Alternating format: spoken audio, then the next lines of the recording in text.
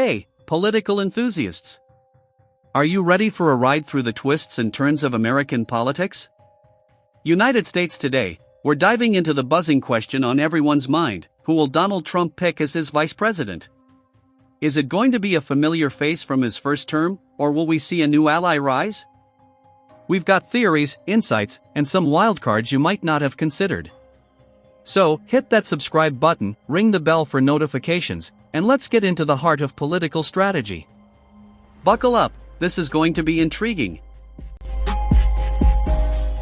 Number 1. Elise Stefanik. Near the top of the pack of hopefuls is New York Congresswoman Elise Stefanik. Once a moderate, Trump-hesitant Republican, Ms. Stefanik, 39, has drifted closer to the right wing of her party in recent years, becoming one of Mr. Trump's most loyal defenders. Now the highest-ranking woman among House Republicans, Ms. Stefanik has also risen to modest conservative fame, first for her work on Mr. Trump's first impeachment defense team in 2020 and, more recently, for her viral takedown of 2 Ivy League college presidents. Elise became very famous, Mr. Trump told supporters recently of her contentious questioning of the college leaders. Wasn't it beautiful? Ms. Stefanik certainly seems open to it, telling reporters she would be honored to serve in the Trump administration in any capacity. Number 2. J.D. Vance. J.D. Vance, 39, the junior senator from Ohio, was also in New Hampshire rallying support on behalf of Mr. Trump. The Yale-educated ex-venture capitalist first made headlines for his best-selling book Hillbilly Elegy, a memoir that followed his working-class upbringing in the Rust Belt Midwest. Mr. Vance, once a self-identified never-Trumper, refashioned himself when he launched his 2022 Senate bid as a loyal disciple of Mr. Trump. It paid off. Mr. Trump's endorsement of Mr. Vance gave his campaign a critical boost in both the crowded Republican primary and the general election. Now in office, he has championed the issues that animate Mr. Trump's base. Mr. Vance has said that he would be of better use to Mr. Trump in the Senate, but he doesn't seem to have ruled out being vice president. "I want to help him however I can," he said. Number 3. Tim Scott. Tim Scott, an erstwhile competitor for the Republican nomination, is a senator and one of the most prominent black Republicans in the U.S. He pitched himself as an optimistic conservative, but his campaign failed to gain traction with voters. In November, after 3 lackluster debate performances, he exited the race. Mr. Scott, 58, seemed to throw his hat into the vice presidential ring in January with his endorsement of Mr. Trump, giving the cold shoulder to his fellow South Carolinian Nikki Haley, the woman who appointed him to the Senate in the first place. But it was Mr. Scott's rousing remarks at a Trump campaign rally ahead of the New Hampshire primary that pushed his name firmly into the VP conversation. "We need Donald Trump," Mr. Scott told voters. He then appeared on stage with Mr. Trump during his victory speech, standing directly behind him in the television shot. At one point, he said to Mr. Trump, "I just love you." The former president responded, "That's why you're a great politician." In more recent appearances together, Mr. Trump has lauded the South Carolina lawmaker as much better for me than he was for himself. Number 4. Kristi Noem.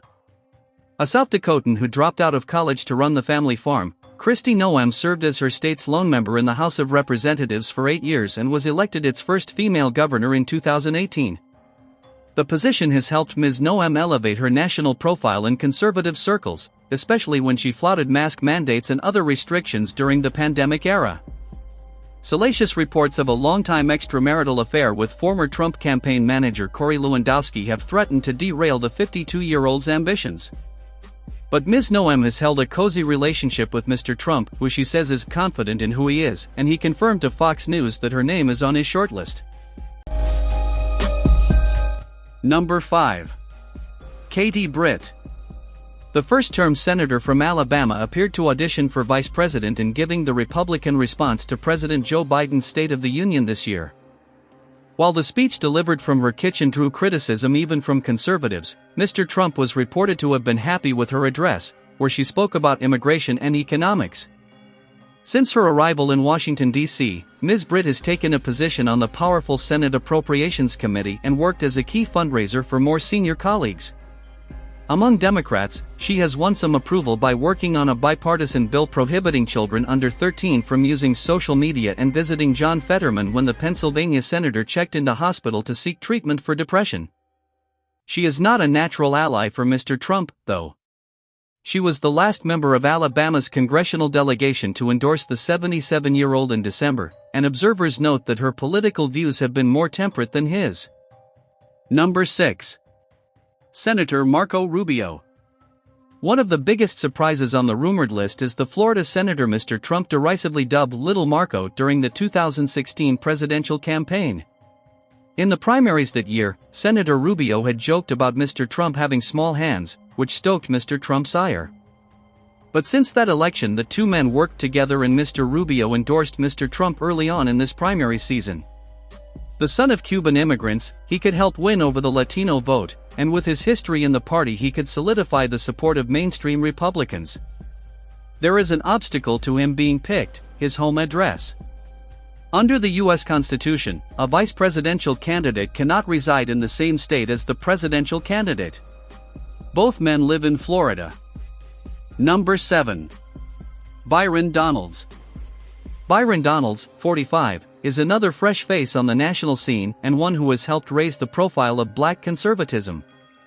Born in New York to a single mother, Mr. Donalds worked in banking, insurance and finance before entering local politics in Florida in 2012. After 4 years in the Florida House of Representatives, he has served since 2020 in the U.S. House, representing the right-wing flank of his party in Washington. Asked in November if he would accept the role of vice president in his second Trump term, the congressman said, "I mean, who wouldn't?" Tulsi Gabbard. The first ever Hindu member of the U.S. Congress, former Hawaii Congresswoman Tulsi Gabbard may be the biggest dark horse on Mr. Trump's shortlist. A decade ago, the Iraq War veteran and U.S. Army reservist served as vice chairwoman of the Democratic National Committee before resigning to endorse Bernie Sanders' 2016 presidential campaign. Her time in Congress, from 2013 to 2021, was marked by frequent criticisms of the Obama administration and U.S. military interventionism, including a controversial decision to meet with Syrian leader Bashar al-Assad. She ran in the 2020 Democratic presidential primary, with her most notable moment being a fierce critique of Kamala Harris, now the vice president, over her past as a prosecutor in California. Ms. Gabbard, 42, was the last to drop out of that race, endorsing Joe Biden. But she has since taken on several conservative positions, beefed up her contributions to Fox News and announced in 2022 that she was leaving the Democratic Party. The Washington Post reported earlier this month that Mr. Trump has spoken with Ms. Gabbard, an outspoken critic of Ukraine aid, about foreign policy and managing the Pentagon. Let's see other names in the mix. Vivek Ramaswamy, a biotech entrepreneur with no previous political experience. Vivek Ramaswamy impressed Trump fans during his 2024 presidential bid with his sure-footed rhetoric, bold policy agenda and youth.